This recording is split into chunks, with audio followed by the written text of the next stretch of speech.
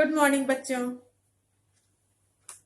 हम आपको संस्कृत का आप लोगों में से कुछ बच्चों ने पूछा था, आपका डाउट क्लियर कर दे रहे हैं बेटा। सुभाषतानी में दो पांचवा और छठा किसी ने पूछा था कि उनकी समझ में नहीं आया था, तो इसको एक बार हम फिर से क्लियर कर दे रहे हैं। ठीक है बेटा। वैसे आज हम आपको पढ़ाएंगे शब्द रूप और धातु रूप। शब्द रूप में क्या है और धातु रूप क्या है, ये दोनों पहले हम आपको समझा देंगे, फिर हम आपको बताएंगे कि आपको अपनी कॉपी में कौन कौन सा शब्द रूप और कौन कौन सा धातु रूप करना है। ठीक है ना बेटा। तो पहले हम आपको श्लोक पांचवा और छठा एक बार फिर से समझा देते हैं। सत्यम ब्रूयात प्रियम ब्रूयात, न ब्रूयात सत्यम प्रियम, प्रियम च नान्यतम ब्रूयात, एषा धर्म सनातन। कह रहा सत्यम ब्रूयात, सत्यम मतलब सत्य, ब्रूयात मीन्स बोलना चाहिए। हमें क्या करना चाहिए? सत्य बोलना चाहिए। प्रियम ब्रूयात, प्रिय बोलना चाहिए। सत्य भी बोलना चाहिए और प्रिय भी बोलना चाहिए। न ब्रूयात सत्यम प्रियम, हमें ऐसा कोई सत्य नहीं बोलना चाहिए जो प्रिय तो हो लेकिन वो सत्य तो हो लेकिन सामने वाले को वो अच्छा ना लगे। प्रियम च नान्यताम ब्रूयात एषा धर्म सनातनम, प्रिय असत्य नहीं बोलना चाहिए। नान्यताम का मतलब होता है कि असत्य। कह रहा है न अगर हटा दे, अमृतम का मतलब हो जाएगा झूठ। न अगर हटा दे तो क्या हो जाएगा? ना प्लस नृतम लिखा है ना, बुक देखिए बेटा। नान्यतम, न अगर हटा दे तो क्या हो जाएगा? अनृतम। अनृतम मतलब होता है झूठ। कह रहा है प्रियम च नान्यतम ब्रूयात एषा धर्म सनातन, जो झूठ प्रिय तो हो लेकिन वो झूठ हो, किसी को अच्छा लगे झूठ बोल के कि आप किसी को खुश रख सकते हैं, तो हमें ऐसा झूठ नहीं बोलना चाहिए। यही हमारा सनातन धर्म है। ठीक है। सनातन धर्म का मतलब हमारा धर्म भी यही कहते हैं, हमारे ग्रंथ भी यही कहते हैं कि हमें झूठ नहीं बोलना चाहिए। भले ही उससे किसी का दिल रखने के लिए ही हमें झूठ बोलना पड़े तो भी हमें ऐसा झूठ नहीं बोलना चाहिए। अप्रिय नान्यता। ठीक है। फिर से एक बार क्लियर कर दे बेटा इसको। कह रहा है सत्यम ब्रूयात प्रियम ब्रूयात, न ब्रूयात सत्यम प्रियम, प्रियम च नान्यतम ब्रूयात एषा धर्म सनातन।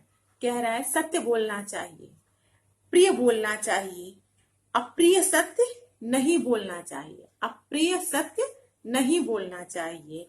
प्रियम च नान्यतम ब्रूयात एषा धर्म सनातन, प्रिय झूठ नहीं बोलना चाहिए। प्रिय झूठ कह रहा तो मैंने अभी इसके पहले समझाया ना कि जो सामने वाले को अगर अच्छा लगता है लेकिन अगर वो झूठ है तो हमें वो झूठ नहीं बोलना चाहिए।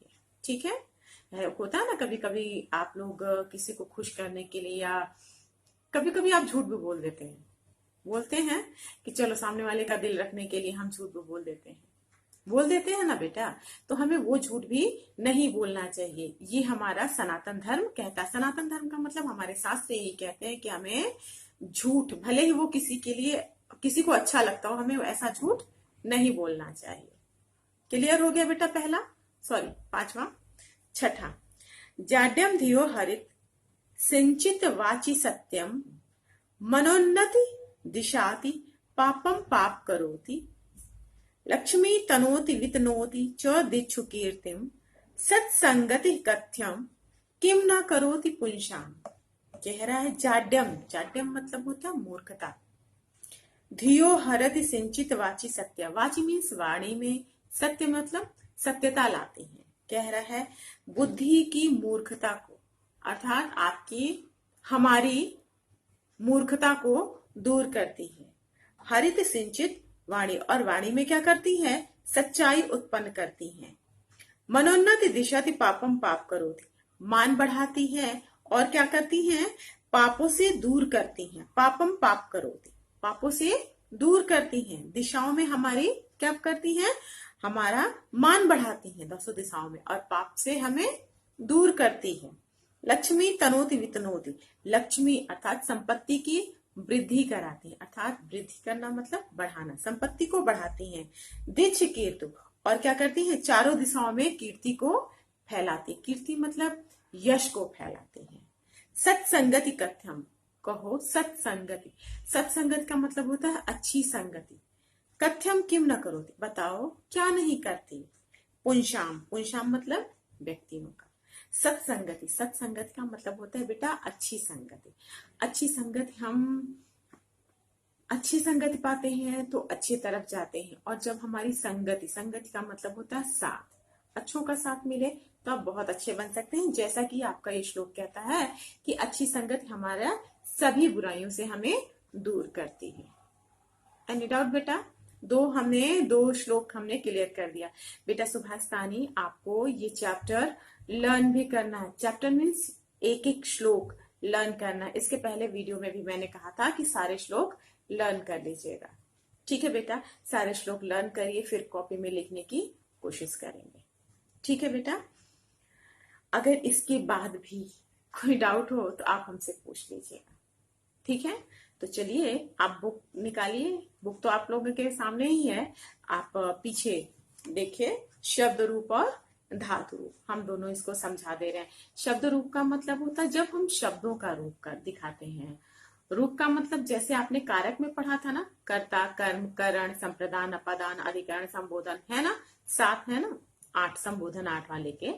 तो इसको शब्द रूप में, जैसे करना, तो क्री धातु से हम उसको लेके करते हैं ना। क्री मतलब संस्कृत में क्री कहते हैं और वैसे हिंदी में उसको हम कहते हैं करना। ठीक है, अब उसी के को लेके हम उसके धातु रूप को पहले हम पढ़ेंगे। शब्द रूप मतलब जब हम 8 विभक्तियों को पढ़ते हैं, और धातु रूप का मतलब जब हम तीनों पुरुषों को पढ़ते हैं, प्रथम पुरुष, मध्यम पुरुष और उत्तम पुरुष। तो चलिए बेटा हम स्टार्ट करते हैं शब्द रूप। बेटा हम अब आपको शब्द रूप पढ़ा देते हैं। शब्द रूप में जैसा कि हमने आपको इसके पहले भी बताया है, अकारांत, स्त्रीलिंग, आकारांत, इकारांत, उकारांत, ये सब क्या होते हैं, ये सब स्त्रीलिंग में भी होते हैं और पुल्लिंग में भी होते हैं। स्त्रीलिंग और पुल्लिंग का मतलब होता है कि इकारांत जब शब्द के अंत में ई आता है। शब्द के अंत मतलब जैसे कि मैंने इसके पहले भी समझाया है, जैसे हमने लिखा राम। राम में लास्ट का वर्ड जो आप उच्चारित कर रहे हैं, जो आप बोल रहे हैं, वो क्या आ रहा है? अ आ रहा है ना। आपको पता है ना कि सभी व्यंजन में स्वर इंक्लूड होते हैं, पता है ना बेटा। तो राम, म में हलंत अगर हम लगा देते हैं तो प्लस अ इक्वल टू म। तो इसमें किस चीज़ का उच्चारण हो रहा है? जब हम राम बोल रहे हैं तो लास्ट में क्या आ रहा है? अ। तो इसको हम क्या कहेंगे? ये पुल्लिंग का अकारांत है। क्या है? अकारांत। ठीक है, अकारांत पुल्लिंग शब्द है राम। ठीक है, इसी तरह से आपके शब्दों में आकारांत, इकारांत, उकारांत, तकारांत, ये सब, ऋकारांत, ये सब आते हैं जिसके अंत में, जिस शब्द के भी अंत में ये उच्चारित होता है, अर्थात जो स्वर उच्चारित होता है उसी के शब्द को लेके हम कहते हैं ना। देखिए यहाँ पे लिखा हुआ है इकारांत। इकारांत क्यों लिखा हुआ है? क्योंकि मुनि में लास्ट वर्ड क्या आया है बेटा? ई आया है ना। लास्ट में क्या आया है? ई। तो ये क्या हो गया?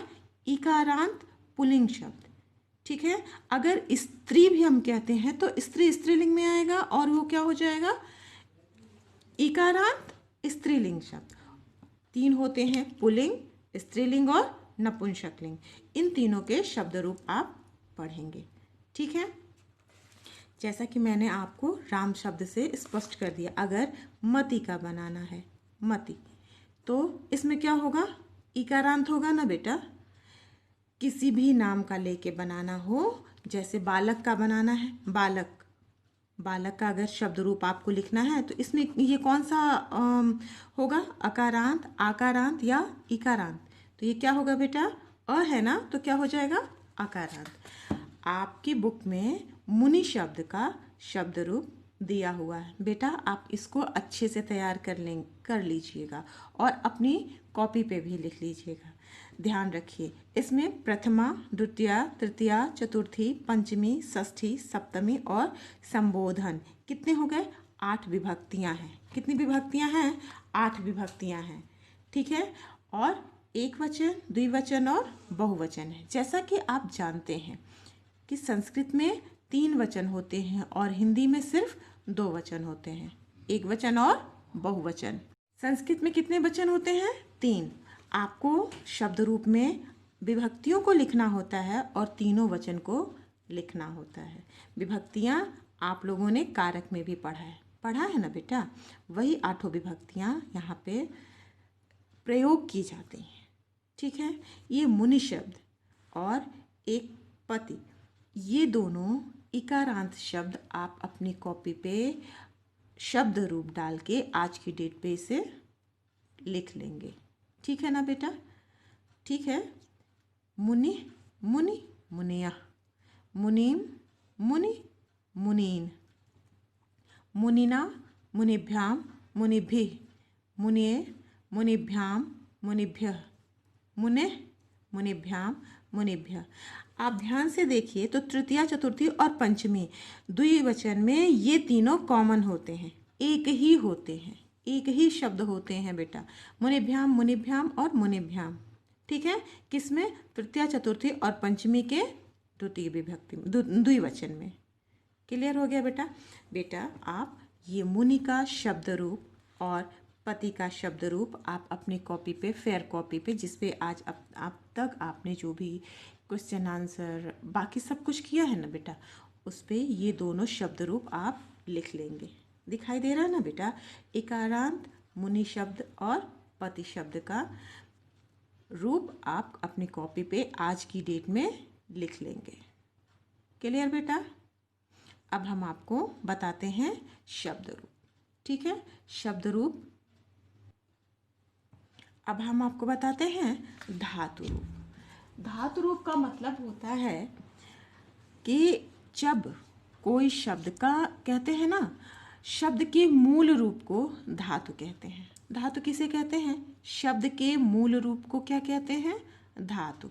ठीक है, जैसे करना, करना हिंदी का शब्द है और अगर हम उसमें क्री शब्द लगा देते हैं, क्या लगा देते हैं? क्री। क्री मतलब भी करना होता है। ठीक है, धातु रूप संस्कृत में पहले 10 माने जाते थे। संस्कृत में नहीं बेटा, ये बहुत पहले वेदों के समय से 10 माने जाते थे, लेकिन उन 5 का कोई प्रयोग नहीं था, सिर्फ वो आदि संस्कृत में ही देखने को मिलता था। इसलिए इन 5 को ही प्रेजेंट टाइम में, आज के समय में, और संस्कृत जब से उन 5 को छोड़ के माना जाता है 10 है, लेकिन अभी सिर्फ इन्हीं 5 को पढ़ा और जाना जाता है। ठीक है, पहला लट लकार, जिसको हम वर्तमान काल कहते हैं। लोट लकार आज्ञा या प्रार्थना। लंग लकार भूतकाल। विधिलिंग विधिया संभावना। और लिट लकार भविष्यत काल। ठीक है, इन 5 में से बेटा आपको सिर्फ 2 ही पढ़ने हैं, पहला लट लकार और दूसरा लोट लकार। ठीक है बेटा, आपके सिलेबस में यही 2 आपको पढ़ने हैं, लट लकार और लोट लकार। ये दोनों हम आपको अगली क्लास में पढ़ाएंगे। ठीक है, क्योंकि ये लकार आपको समझना आवश्यक है, और जब आप इन दोनों को समझ लेंगे तो फिर ये बहुत ज़्यादा टफ नहीं रह जाएगा। ठीक है बेटा, क्लियर कर हो गया ये? हम आपको पहले धातु रूप को कैसे लर्न करेंगे, कैसे समझेंगे, इसके लिए एक हमने बनाया है कॉलम, जिसको आप अगर ध्यान से सुनेंगे तो चीज़ें आसानी से समझ में आ जाएंगी कि इसको हमें याद कैसे करना है। ठीक है, आपने देखा शब्द रूप में कितनी विभक्तियां हैं? 8 विभक्तियां हैं। कितनी विभक्तियां थी? 8 विभक्तियां थी।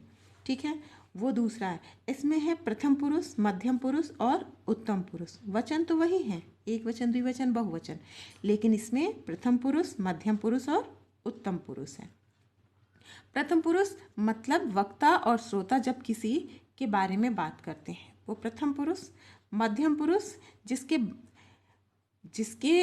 वक्ता और श्रोता जिसके लिए कहते हैं कि प्रथम पुरुष हुआ। मध्यम पुरुष जब वक्ता श्रोता के लिए कहता है, और उत्तम पुरुष जब वक्ता खुद के लिए कहता है। ठीक है बेटा, क्लियर हो गया? यहाँ पे यही आपको पढ़ना है। पहले हम आपको पढ़ा रहे हैं लट लकार वर्तमान काल का वद का। ठीक है, वद मीन्स होता है बोलना। ठीक है बेटा, वद का हम पढ़ाते हैं बोलना, संस्कृत में उसको कहेंगे वदति। तो वद मूल रूप हुआ ना बेटा, तो उसको हम धातु कहते हैं, तो हमने धातु रूप यहाँ पे लिख दिया। सबसे पहले हम समझ लेते हैं कि धातु रूप हम लिखेंगे तो हम उसको लर्न कैसे करेंगे। एक रूल है बेटा, जिसको अगर आप अच्छे से समझ लेते हैं तो आप सब कुछ, कोई भी धातु दे दिया जाए, कोई भी धातु का रूप आपको दे दिया जाए तो उसको आप आसानी से कर लेंगे। ये लट लकार के ऊपर ये नियम लागू होता है। ठीक है, पहले आप इसको ध्यान से समझ लीजिए। पहले में हम लगाते हैं इसको आसानी से याद करने के लिए, वद आप छोड़ दीजिए। पहले हम क्या लिखते हैं, ती। ठीक है, उसके बाद लिखते हैं तह, फिर लिखते हैं अंति। ठीक है, ती तह अंति। ठीक है, प्रथम पुरुष में ती तह अंति। उसके बाद क्या लिखते हैं, सी थह और थ। ठीक है, इसमें हम लिखते हैं आम, आम, आवह और आम। ये अगर आपने इसको लर्न कर लिया, ये चीज़ें अगर आपको समझ में आ गई, आसान है लर्नना ना। ती तह तंत, सी थह थ, आम आवह आम। अब आपको क्या करना है, जो भी धातु रूप आपको मिला है, जो भी धातु रूप का मतलब आपको ये वद धातु मिला है ना बेटा, तो इसके वद के जगह पठ मिल जाए, कुछ भी मिल जाए, आपको क्या करना है, बस इसके आगे ऐड कर देना है। क्या, वद मिला है तो इसके आगे क्या ऐड करेंगे, वद ही जोड़ देंगे। क्या जोड़ेंगे, वद। ती के आगे हमने क्या जोड़ा, वद, क्या हो गया, वदति। अब तह हमने कहा था, इसके आगे हम क्या जोड़ेंगे, वद, वद जोड़ेंगे तो क्या हो जाएगा, वदतः। ठीक है, इसके आगे भी हम क्या जोड़ेंगे, वद जोड़ेंगे, क्या हो गया, वदंती। आपको लर्न क्या करना था बेटा, ती तह अंति, सी थह थ, आमि आवह आम। हमने आपको ये रूल किसके लिए, लट लकार के लिए था, वर्तमान काल के लिए था। हमने सबके आगे क्या जोड़ा है, वद ही जोड़ा है ना बेटा, वद धातु रूप हमने इसके आगे जोड़ा है। अब स है, सी है, तो इसके आगे भी हम क्या जोड़ रहे हैं, वद। ठीक है, यहाँ भी क्या जोड़ रहे हैं, वद, और यहाँ भी क्या जोड़ रहे हैं, वद। वदसि, वदथः, वदत। ठीक है, यहाँ पे आम आवह आम, यहाँ पे हम वद जोड़ेंगे, वद जोड़ दिया तो वद आम, ऐसे तो हम पढ़ेंगे नहीं, तो यहाँ पे क्या लिख देंगे हम, वदामी, क्योंकि यहाँ पे मात्रा हमने आमी हटा के इसको हमने क्या किया, यहाँ पे मात्रा लगा दिया। क्या लगा दिया, मात्रा यहाँ पे हमने बना दिया, क्योंकि द के साथ ये दोनों, इसको हम स्वर तो लिखेंगे नहीं ना बेटा, तो स्वर को हमने क्या किया, मात्रा के रूप में कन्वर्ट करके यहाँ पर लिख दिया। क्या हो गया, वदामी। यहाँ भी ये स्वर है तो वद जोड़ेंगे तो क्या हो जाएगा बेटा, क्या हो जाएगा, बदाव। क्लियर ना बच्चों, बदाव। यहाँ पे भी स्वर है तो हम द में जब इसको जोड़ देंगे तो क्या हो जाएगा, बदाव, वदाम। क्लियर हो गया।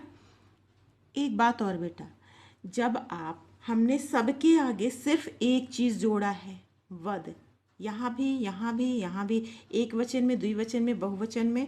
ठीक है, प्रथम पुरुष, मध्यम पुरुष और उत्तम पुरुष तीनों में। ठीक है, इससे आपको इसके जगह बेटा कुछ भी का मतलब होता है, आप इसके साथ, इस वद के साथ, वद धातु रूप के अलावा आप खेल, धाव, हंस, लिख, गम, पठ, चर, कोई भी धातु रूप अगर आप लगा देंगे तो आपका ये धातु रूप क्लियर हो जाएगा। कहीं कोई गड़बड़ी नहीं होगी, कोई टेंशन लेने की ज़रूरत नहीं है कि हम इसको कैसे लर्न करें, इतना ढेर सारा है। जैसे कि वद के अलावा कुछ भी अगर आ जाता है बेटा, कभी भी कहीं भी पूछा जा सकता है।